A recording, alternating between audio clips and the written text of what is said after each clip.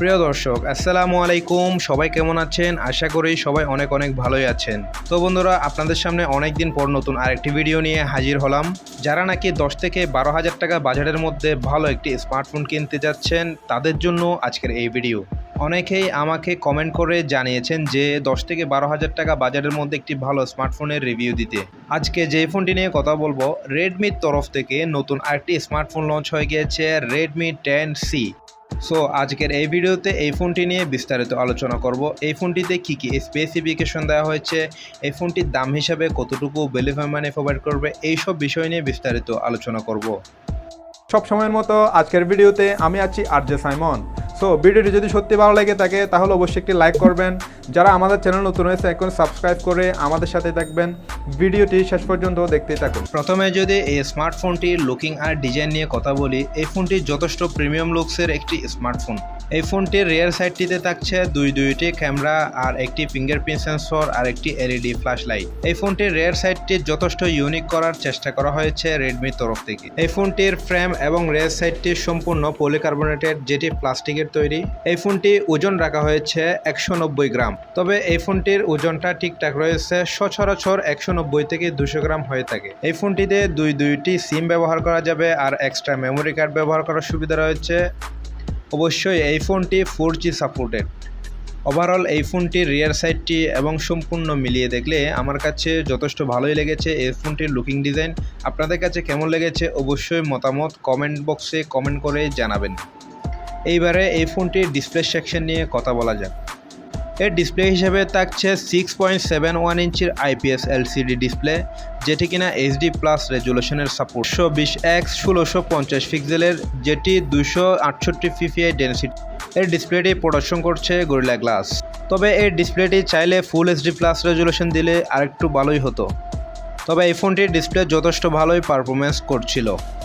তো এইবারে যদি এই ফোনটির ক্যামেরা সেকশন নিয়ে কথা বলি, এই ফোনটির রিয়ার সাইডটিতে থাকছে দুইটি ক্যামেরা। এর মেন ক্যামেরা হিসেবে দেওয়া হয়েছে 50 মেগাপিক্সেলের এবং সেকেন্ডটিতে দেওয়া হয়েছে 2 মেগাপিক্সেলের ডেপথ সেন্সর। এই ফোনটির ফ্রন্ট ক্যামেরা হিসেবে দেওয়া হয়েছে 5 মেগাপিক্সেলের। এই ফোনটির রিয়ার ক্যামেরাতে এবং সামনের ক্যামেরাতে সর্বোচ্চ ভিডিও শুট রেকর্ড করা যাবে 1080 30 fps, মানে ফুল HD+ রেজুলেশনে। তো বন্ধুরা, ক্যামেরাটি নিয়ে একদমই হতাশ হওয়ার কারণ নাই, এখানে যথেষ্ট ভালোই ক্যামেরাই দেওয়া হয়েছে। তবে 12,000 টাকা বাজেটের মধ্যে 50 মেগাপিক্সেলের মেন ক্যামেরা, আমি বলবো এটি যথেষ্ট ভালো একটি অফার করছে তারা। এইবারে যদি এই ফোনটির মেন জিনিস নিয়ে কথা বলি, মেন জিনিস বলতে এই ফোনটির প্রসেসরের সেকশন নিয়ে যদি কথা বলি, অবশ্যই এই ফোনটি Android 11 MIUI 13। তো এই ফোনটির চিপসেট হিসেবে দেওয়া হয়েছে কোয়ালকম স্ন্যাপড্রাগন 680, যেটি 6 ন্যানোমিটার আর্কিটেকচারে বিল্ড করা একটি অক্টা-কোর CPU। আর জিপিইউ হিসেবে দেওয়া হয়েছে Adreno 610। সত্যি অবাক করা বিষয় যে 12,000 টাকা বাজেটের মধ্যে এরকম একটি দারুণ প্রসেসর এখানে দেওয়া হয়েছে, অবাক করা বিষয়। আমরা আরও রেডমির দামি ফোনে অনেক চিপসেট ব্যবহার হতে দেখেছি, তবে এই ফোনের 12,000 টাকা বাজেট হিসেবে আমি বলবো এখানে যথেষ্ট ভালো একটি চিপসেট ব্যবহার করেছেন রেডমি।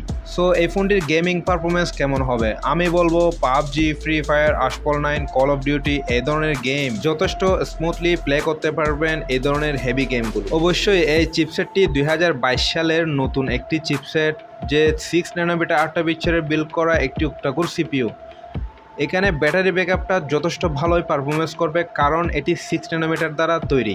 রেডমি 10C এই স্মার্টফোনটিতে যথেষ্টই নজর দেওয়া হয়েছে এই ফোনটির চিপসেটটি নিয়ে। আমি আপনাদেরকে আমার আরও অনেক ভিডিওতে জানিয়েছি যে যত প্রসেসর ভালো দেখবেন তত আপনার মোবাইলের পারফরমেন্স ভালো করবে। তো আমি বলবো 12,000 টাকা বাজারের মধ্যে রেডমি ভালো একটি প্রসেসর অফার করছে। এই ফোনটির র্যাম আর স্টোরেজ নিয়ে যদি কথা বলি, এখানে দুইটি ভেরিয়েন্টে লঞ্চ হবে এই স্মার্টফোনটি, 464 এবং 4128, এই দুইটি ভেরিয়েন্টে লঞ্চ হবে। আর বলাই তো আছে এই ফোনটিতে অবশ্যই এক্সট্রা মেমোরি কার্ড ব্যবহার করা যাবে। এইবারে যদি এই ফোনটির ব্যাটারি সেকশন নিয়ে কথা বলি, এখানে যথেষ্ট পাওয়ারফুল একটি ব্যাটারি দেওয়া হয়েছে আর সাথে 18 ওয়াটের একটি ফাস্ট চার্জার।